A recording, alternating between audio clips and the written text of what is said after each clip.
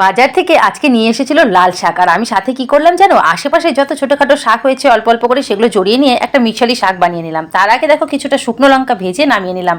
আর ওইদিকে শাকটা তো ভালো করে ধুয়ে কেটে নিয়েছি। এদিকে রসুন কালো জিরা ফোড়নে দিয়ে একটুখানি ভেজে নেবো। যখনই রসুনটা লাল হয়ে ভেজে আসবে তখন শাকগুলো এর মধ্যে দিয়ে দিলাম। সব শাকগুলো এর মধ্যে দিয়ে দিলাম দুটো কাঁচা লঙ্কা, চেরা কাঁচা লঙ্কা দিয়ে দেওয়ার পরে দিয়ে দিলাম নুন আর হলুদ। এগুলো দিয়ে শাকটাকে একদম ভালো করে ভাজা ভাজা করে নেবো। এরপরে কিন্তু শাকের থেকে অনেকটা জল ছেড়ে দিবে। আর দেখো জল প্রায় অনেকটা ছেড়েও দিয়েছে, জলটা শুকিয়েও গেছে। তারপর আমি শাকটাকে একটু ঝোল ঝোল বানাবো দেখে সামান্য একটু জল দিয়ে দিলাম, দিয়ে একদম ভালো করে ফুটিয়ে নেবো। যখনই ফোটানো হয়ে গেল শাকটাকে নামিয়ে নিলাম। আর এদিকে দেখো ভাতের মধ্যে আমি কিন্তু কিছুটা আলু সেদ্ধ দিয়েছি। আলু সেদ্ধ দিয়ে আলু সেদ্ধটাকে সেই শুকনো লঙ্কাটা যে নামিয়েছিলাম, শুকনো লঙ্কা তেল নুন আর পেঁয়াজ দিয়ে আলু সেদ্ধটাকে বেশ ভালো করে মেখে নিলাম। আর সকালে গরম ভাতে যদি থাকে লাল শাকের ঝোল আর আলু সেদ্ধ মাখা, তাহলে আর কি লাগবে বলো?